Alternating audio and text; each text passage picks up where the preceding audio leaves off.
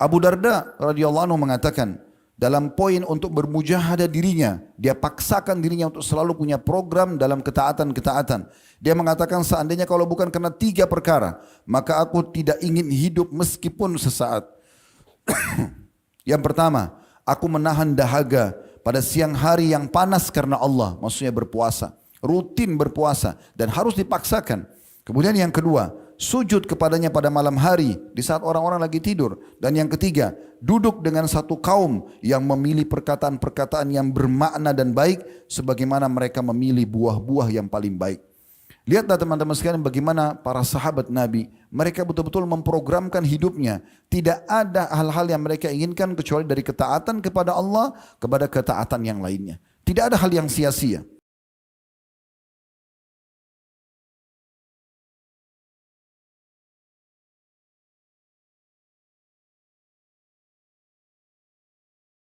Saudaraku seiman, mujahadah adalah seseorang atau sosok muslim berusaha untuk selalu mengontrol dirinya, jiwanya, fikirannya, hatinya, juga sekaligus mengawasinya agar selalu berada di atas ketaatan kepada Allah Subhanahu wa taala. Ini Allah tugaskan kepada kita dan Allah Subhanahu wa taala akan memberikan petunjuk bagi orang-orang yang berusaha untuk melakukan itu. Allah jelaskan di dalam Al-Quran, dalam surah Al-Ankabut, surah nomor 29 ayat 69, yang bunyinya, وَالَّذِينَ جَاهَدُوا فِينَا لَنَهْدِيَنَّهُمْ سُبُلَنَا وَإِنَّ اللَّهَ لَمَعَ الْمُحْسِنِينَ. Orang-orang yang berusaha bermujahadah, berjihad, memaksakan dirinya agar selalu menuju ke jalan-jalan kami akan pandu mereka ke jalan-jalan kami. Dan sungguhnya Allah selalu bersama dengan orang-orang yang berusaha berbuat kebaikan. Syaitan yang merupakan musuh manusia tidak ingin siapapun di antara kita terisi buku amalnya dengan amal-amal saleh, baik itu wajib ataupun sunnah. Syaitan akan berusaha membuat setiap mukmin meninggalkan yang wajib. Kalau tidak mampu, maka dia membuat lalai dari kewajiban tersebut. Misalnya sholat awal waktu ditunda sehingga menjadi pertengahan waktu atau akhir waktu. Kalau dia tidak mampu, maka dia membuat lalai dari amal-amal sunnah sehingga dilalaikan dan ditinggalkan. Kalau dia tidak mampu juga, maka dia akan buat terlalaikan atau mengurangi kadar daripada amal-amal sunnah tersebut. Terus saja syaitan berusaha agar jangan ada amal wajib dan amal sunnah tertulis, dan itu semua bisa dilawan. Allah Subhanahu wa taala menjelaskan tentang syaitan, inna kaida syaitani kana dhaifa. Sesungguhnya tipu daya syaitan sangat lemah. Karena setiap orang di antara kita bisa menolak masalah itu.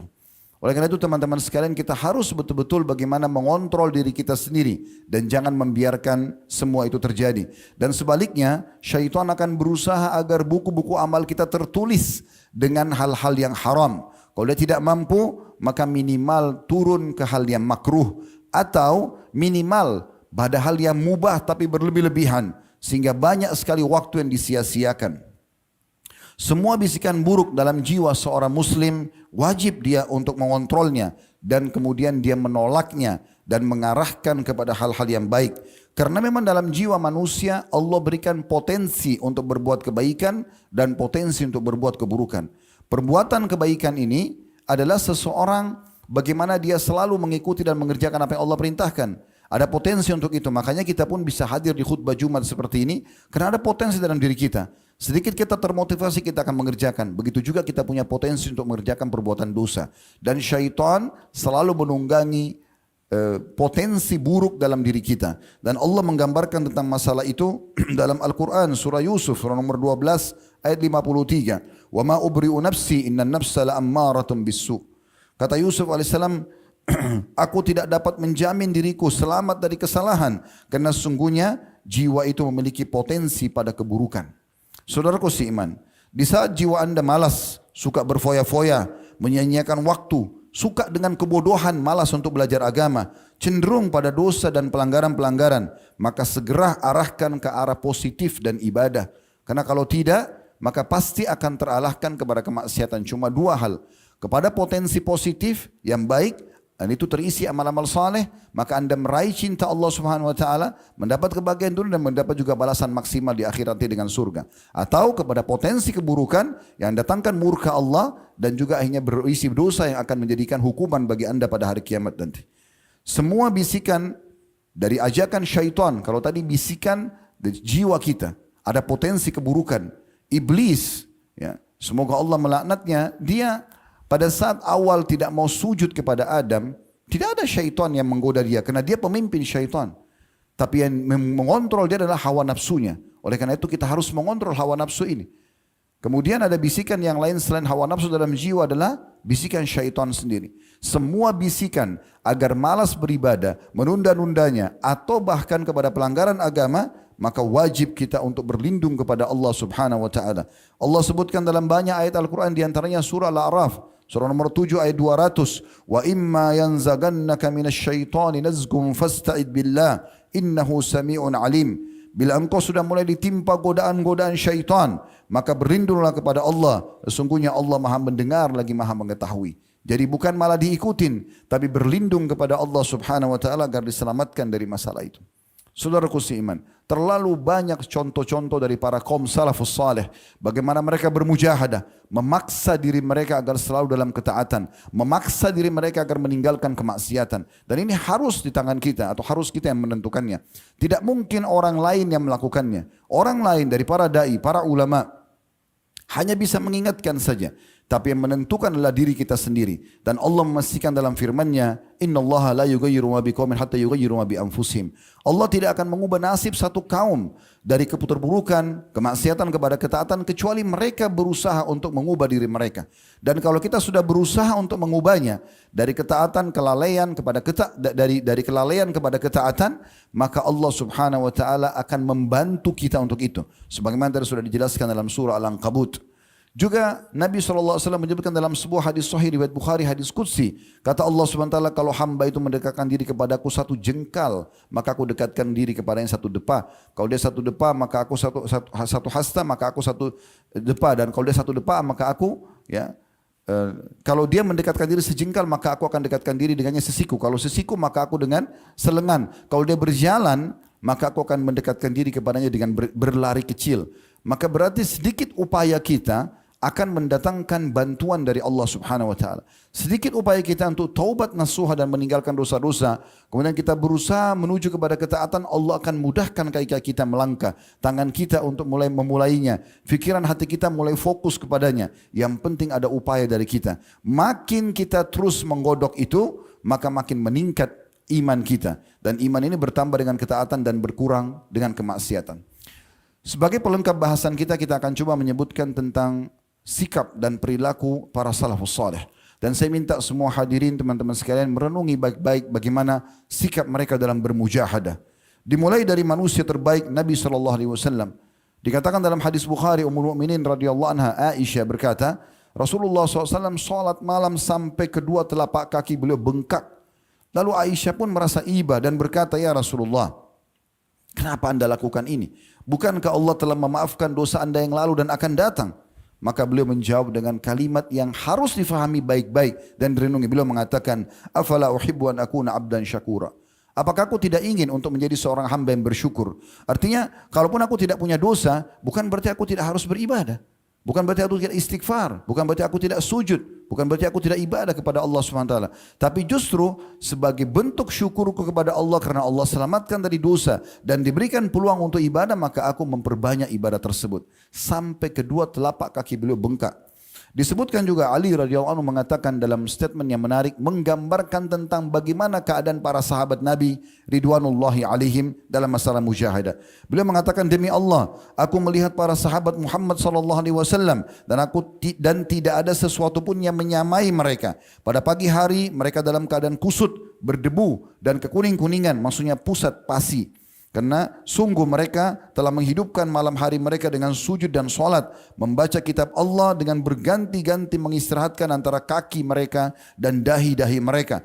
Apabila disebutkan nama Allah, maka mereka bergoyang, laksana bergoyangnya pepohonan di hari yang beringin, di hari yang berangin, dan air mata mereka menetes setiap saat sehingga membasahi baju-baju mereka.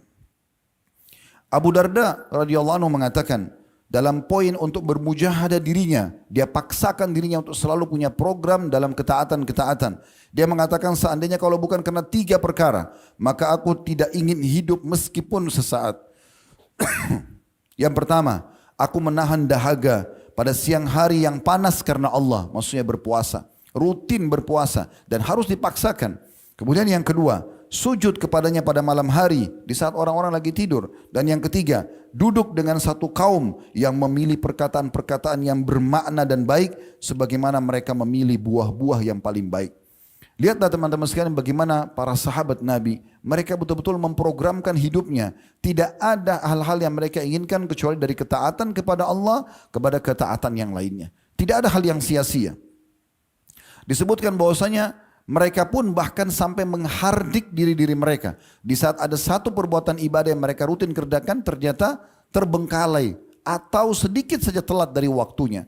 Umar bin Khattab radhiyallahu anhu pernah mencaci dirinya karena memang ketinggalan sholat asar secara berjamaah. Lalu sebagai balasannya beliau bersedekah dengan sebidang tanah yang nilainya 200.000 dirham. Begitu juga dengan anaknya Abdullah bin Umar radhiyallahu anhuma. Ketika ketinggalan sholat berjamaah suatu hari, maka beliau menggantikannya atau menghidupkan malam harinya dengan sholat malam semalam suntuk tanpa tidur. Sebagai bentuk ya ketaatannya kepada Allah SWT dan menunjukkan kepada Allah kalau sebenarnya saya ingin membalas dengan ketaatan yang lainnya. Bahkan beliau suatu hari pernah ketinggalan sholat maghrib berjamaah sehingga terbitlah 2 bintang dikatakan dalam riwayat atau sudah terbenam matahari. Maka beliau memerdekakan 2 budak sahaya selain mengerjakan kewajiban tersebut atau sholat maghrib. Tetap dikerjakan, kemudian beliau menebusnya lagi dengan 2 orang budak yang dimerdekakan. Uwais Al-Qarni rahimahullah, seorang ulama tabi'in yang masyhur. Bahkan Nabi SAW mengatakan dia adalah afdal tabi'in, generasi yang datang setelah para sahabat Nabi ridwanullah alaihim. Beliau dikatakan dalam salah satu kisahnya, sekian banyak kisah beliau, tapi diantaranya yang unik adalah beliau karena tiap malam tidak pernah ketinggalan sholat malam, maka satu malam beliau mengatakan malam ini adalah malam ruku, maka beliau memaksimalkan malam itu malam suntuk, mayoritas waktunya ruku. Jadi rukuknya lama sekali dengan mengulang-ulangi bacaan rukuk tersebut. Dan besok harinya beliau mengatakan malam ini malam sujud. Maka beliau banyak sekali waktu yang dihabiskan untuk sujud. Walaupun tentu gerakan sholat yang lain juga dikerjakan. Begitu juga Sufyan Ats-Tsauri rahimahullah. Beliau tidak pernah sampai beliau mendapatkan julukan Sajjad, orang yang suka sekali sujud. Karena setiap kali ada masalah apapun atau nikmat yang melimpah, arahnya selalu ke sujud. Dan beliau tidak angkat kepalanya kecuali sudah menyampaikan syukurnya kepada Allah terhadap nikmat yang sedang melimpah, atau beliau memohon agar Allah berikan solusi dari masalah yang sedang dihadapi, atau Allah memaafkan dosa-dosanya. Sampai seorang sahabatnya mengatakan, aku pernah melihat Sufyan Ats-Tsauri sujud di rakaat pertama, sujud pertama, sementara aku masih baru memulai tawaf yang pertama. Sehingga aku selesaikan tawaf 7 kali di Ka'bah, maka aku menemukan dia masih di sujud pertamanya. Terbukti setelah itu, aku duduk di sebelahnya, aku temukan dia masih duduk di antara 2 sujud, kemudian sujud yang kedua, baru berdiri untuk rakaat yang keduanya. Jadi bagaimana mereka memaksakan diri untuk selalu mengerjakan ibadah yang terbaik kepada Allah Subhanahu wa taala. Thabit Al-Bunani rahimahullah berkata, aku menjumpai banyak sekali laki-laki saleh, salah seorang dari mereka salat sehingga ia tidak mampu mendatangi tempat tidurnya melainkan dengan merangkak. Ada yang salat malam sehingga kedua kakinya bengkak, dan ada lagi karena lamanya berdiri. Dan dia mencapai kesungguhan dalam ibadah sampai bila dikatakan kepadanya kiamat akan terjadi besok, maka dia khawatir sekali dan ketakutan tidak bisa lagi menambah ibadahnya sehingga dia maksimal dalam ibadah. Apabila datang musim dingin, maka ia berdiri di atas atap rumah yang datar agar ditimpa hawa dingin sehingga tidak banyak tidur di malam hari dan mengisi dengan solat. Dan apabila musim panas tiba, ia berdiri di bawah atap sehingga hawa panas menghalangi dari tidur, dan sebagian mereka sampai pada tingkat meninggal dalam keadaan sujud. Istri Masruq rahimahumullah, Masruq seorang tabi'in yang masyhur, istrinya menceritakan, dia mengatakan dahulu tidaklah Masruq didapatkan melainkan pasti kedua betisnya bengkak karena lamanya berdiri dalam solat.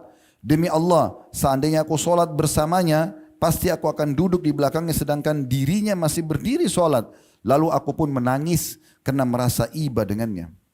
Umar bin Khattab radhiyallahu anhu kalau tidur selalu meletakkan bejana air di sebelah ranjangnya. Kemudian meletakkan telapak tangannya di atas bejana tersebut. Setiap kali tersentuh air tersebut dan beliau bangun, maka beliau langsung sholat sampai subuh tidak tidur lagi. Begitu upaya mereka dalam mengisi waktu-waktunya. Karena saudaraku seiman, ada sebuah riwayat diriwayatkan oleh Al-Baihaqi, ya, dan hadits ini dihasankan oleh sebagian ulama, ada juga yang mensahihkannya. Kalau nanti ahli surga pun pada saat masuk ke dalam surga, mereka masih punya penyesalan atas beberapa waktu atau kesempatan amal soleh yang mereka sia-siakan. Ada penyesalan, walaupun mereka sudah masuk ke dalam surga. Karena kalau dikerjakan, secara otomatis pasti mereka akan dapat derajat yang lebih tinggi lagi di surga. Tapi di akhirat sudah tidak bisa lagi diperbaikin. Kesempatan emas adalah di sini. Kalau dosa, seseorang misalnya berbuat dosa, kemudian dia bertaubat, dimaafkan oleh Allah Subhanahu Wa Taala, maka termaafkan. Tapi detik-detik yang dia isi untuk dosa tersebut kosong dari amal saleh. Oleh karena itu teman-teman sekalian, isi dengan amal saleh. Pernah satu kali dalam sebuah riwayat yang sahih, kata Nabi SAW untuk melewati sebuah kuburan bersama dengan para sahabatnya. Lalu beliau memotivasi para sahabat agar hati-hati, jangan sia-siakan waktu. Jangan karena amalan sunnah lalu kalian mengatakan, oh ini sunnah, sehingga ditinggalkan begitu saja. Maka beliau mengatakan, demi zat yang jiwaku dalam genggamannya, maksudnya demi Allah, pemilik kuburan yang sedang ada kita lewatin ini, lebih mencintai 2 rakaat sholat sunnah kalian daripada dunia dan seluruh isinya. Apa maknanya? Andai saja dia dihidupkan sekarang dan dikasih pilihan, maka pasti yang dia pilih adalah mengerjakan sholat 2 rakaat. Dia tidak berpikir lagi untuk kembali menikmati makanan favoritnya, atau kumpul dengan istrinya, atau meeting dengan miliaran keuntungan. Yang dia pikirkan adalah bagaimana bisa mengerjakan 2 rakaat sholat sunnah, karena butuhnya dengan amal tersebut. Penentuan ada di tanganmu, hai saudaraku. Jangan hanya mendengarkan khutbah seperti ini lalu masuk telinga kanan keluar telinga kiri. Kami bisa menyampaikan seperti ini dan tugas Anda menerima dan mengamalkan itu. Karena kami sudah menyampaikan dan ini penting. Tidak mungkin perubahan terjadi kata Allah SWT kecuali orang itu memulai dengan dirinya sendiri. Sebagaimana ayat tadi sudah kami bacakan.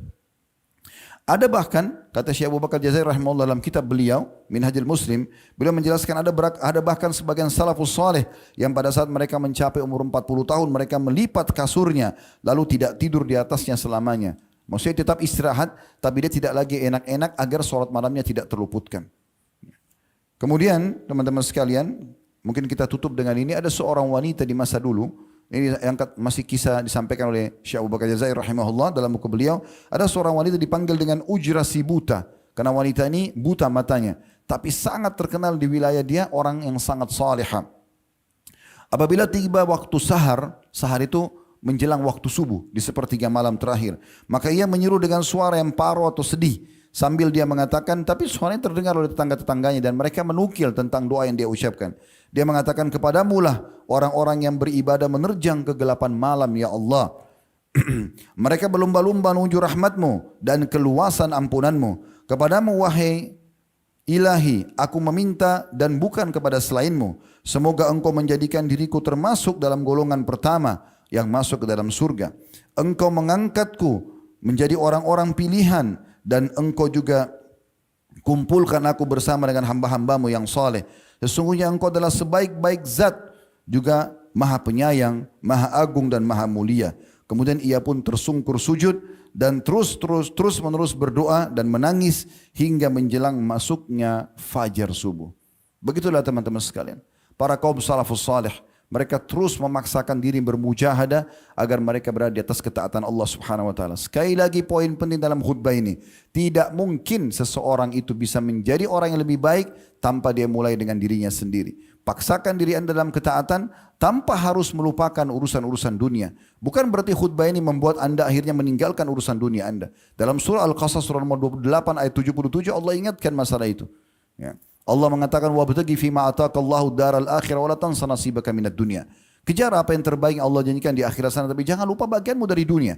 Boleh kita mengerjakan perbuatan-perbuatan yang berurusan dengan dunia, tapi ingat selalu berada di 5 huruf masalah halal, dan apapun yang mubah bisa berubah menjadi sunnah kalau diniatkan dengan baik. Syekh Abu Bakar rahimahullah masih mengingatkan dalam buku beliau yang saya dapatkan, beliau mengatakan bahwasanya sesungguhnya amal-amal mubah bisa berubah menjadi sunnah hanya dengan mengatur niatnya. Makan mubah, minum mubah, tidur mubah, mandi juga mubah. Kalau seseorang hanya sekedar makan pada saat dia mengatakan saya lapar, selesai. Atau dia minum, misalnya dia mengatakan saya haus, lalu dia minum. Atau dia tidur pada saat dia capek, langsung saja dia geletakin tubuhnya dan dia tidur. Atau misalnya dia mandi pada saat dia gerah dengan mengatakan saya gerah. Itu mubah saja. Tapi dia bisa mengubahnya dengan kecerdasan dia, dengan memahami dalil-dalil syar'i menjadi sunnah. Pada saat dia makan, dia niat untuk memberikan hak tubuhnya yang Allah amanahkan. Karena yang menciptakan dia Allah, yang menciptakan rasa lapar itu Allah, yang juga memberikan solusi hilangkan lapar dengan makan adalah Allah. Kapan dia niatkan untuk memberikan hak tubuhnya, maka akan berubah dari mubah menjadi sunnah. Demikian juga minum, berarti tubuhnya butuh cairan. Yang memunculkan rasa laparnya adalah Allah. Yang ciptakan dia Allah. Yang juga mengarahkan dia panduannya untuk minum adalah Allah. Demikian juga dengan tidur, bukan hanya geletakin badan. Niat untuk memberikan hak tubuh. Dan juga kita memberikan hak agar kita lebih kuat dalam beribadah. Demikian juga pada saat kita mandi, bukan hanya hilangin gerah, tapi memberikan haknya jasad. Bukankah jenazah juga masih dimandikan, padahal sebenarnya mereka masuk ke dalam kuburan dan akan dimakan oleh belatung-belatung tanah. Bagaimana dengan orang yang masih hidup? Kenapa masih banyak di antara muslimin yang menyia-nyiakan kesempatan ini? Dan terakhir kata-kata saya teman-teman sekalian, raihlah peluang-peluang yang luar biasa dalam meningkatkan kualitas dan juga kuantitas ibadah kita, terutama nilainya. Disebutkan dalam sebuah riwayat sahih riwayat Bukhari, ada seseorang Badui datang kepada Nabi SAW mengatakan, ya Rasulullah, kapan kiamat itu? Kata Nabi SAW, apa yang kau persiapkan? Dia mengatakan, aku tidak punya banyak amal ya Rasulullah, tapi aku mencintai Allah dan Rasulnya. Sebenarnya mungkin sahabat ini dia tidak enak kalau dia mau mengatakan amal ibadah saya banyak, tapi dia memang merasa amalnya masih sedikit. Dia sudah banyak berbuat amal. Maka dia mengatakan, tapi saya punya modal, saya mencintai Allah dan Rasulnya. Artinya semua ibadah yang saya kerjakan, apa yang saya tinggalkan memang karena Allah dan Rasulnya yang perintahkan. Maka kata Nabi SAW, anta ma'aman ahbabt. Kau akan bersama dengan orang yang kau cintai. Kata Anas radhiyallahu anhu perawi hadis ini, beliau mengatakan, tidak ada sabda Nabi SAW membuat kami gembira sesegembira pada saat kami dengar sabda ini. Yaitu, anta ma'aman ahbabt. Kau bersama dengan orang yang kau cintai. Maka Anas mengatakan, aku mencintai Nabi SAW. Aku mencintai Abu Bakar dan Umar. Dan aku berharap bisa bersama mereka nanti di surga, walaupun amalku belum seperti dengan mereka. Iya saudaraku, perbanyak amalmu dengan selalu mencintai orang-orang yang berbuat ketaatan, orang-orang saleh. Dan saya selalu ingatkan, pergilah menuju ke akhirat bawa dua hal. Bawalah amal soleh dan teman-teman soleh yang bisa mengingatkan kita di dunia dan menyelamatkan kita dengan syafaatnya di akhirat sana. Dan jangan bawa dua hal, jangan bawa dosa dan juga musuh. Setiap hari dari dosa ke dosa lain tidak taubat, atau musuh selalu dilahirkan dengan gosipin orang dan yang lain-lainnya. Maka akhirnya penuhlah dia dengan kesengsaraan di dunia dan juga hisab yang berat nanti pada hari kiamat. Aqulu qauli hadza, saya sudah mengucapkan perkataan saya ini, wa astaghfirullah li wa lakum, dan saya istighfar kepada Allah dan mengajak jemaah istighfar kepada Allah. Fastaghfiruhu innahu wal ghafurur rahim. Beristighfarlah kepada Dia karena Dia Maha Pengampun dan Maha Pengasih. Alhamdulillah, wassalatu wassalamu ala Rasulillah. Segala puji dan puja kehadirat Allah Subhanahu wa taala, juga salawat dan taslim kepada Nabi besar Muhammad sallallahu alaihi wa ala alihi wa sahbihi wasallam. Disebutkan dalam sebuah kisah bahwasanya Rabi' ibn Huthaim rahimahullah, beliau menggali liang lahat di belakang rumahnya dan setiap malam beliau selalu masuk ke sana.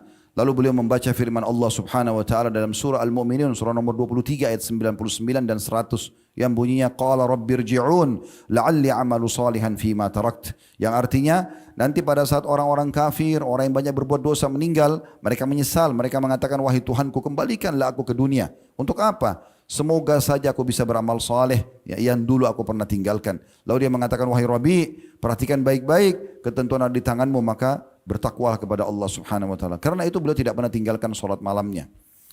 Teman-teman sekalian, di hari Jumat, hari yang mulia, ada waktu mustajab doa, dan ada dua buah hadis yang menyebutkan tentang masalah itu, riwayat An-Nasai dan juga riwayat Imam Muslim.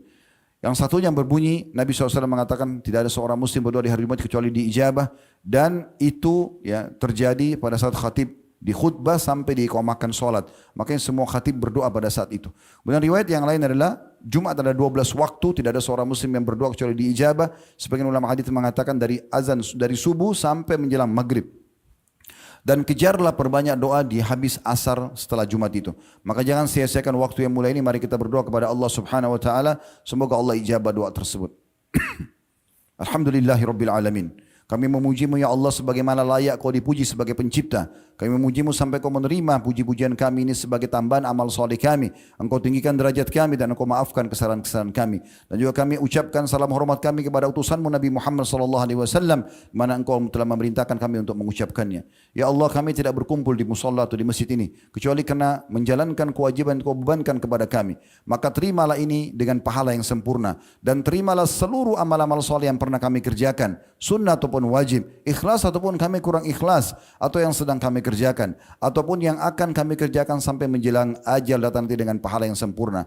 Ya Allah, dosa kami sangat banyak dan tidak ada yang bisa mengampuni dosa kecuali Engkau. Maka maafkanlah dosa-dosa kami, bahkan ganti dan menjadi pahala. Juga kedua orang tua kami, seluruh kerabat kami dan orang-orang yang kami cintai karenamu dan mencintai kami juga karenamu ya Allah. Dan juga ampunilah seluruh muslimin dan muslimat, mukminin dan mukminat yang hidup dan juga yang sudah meninggal.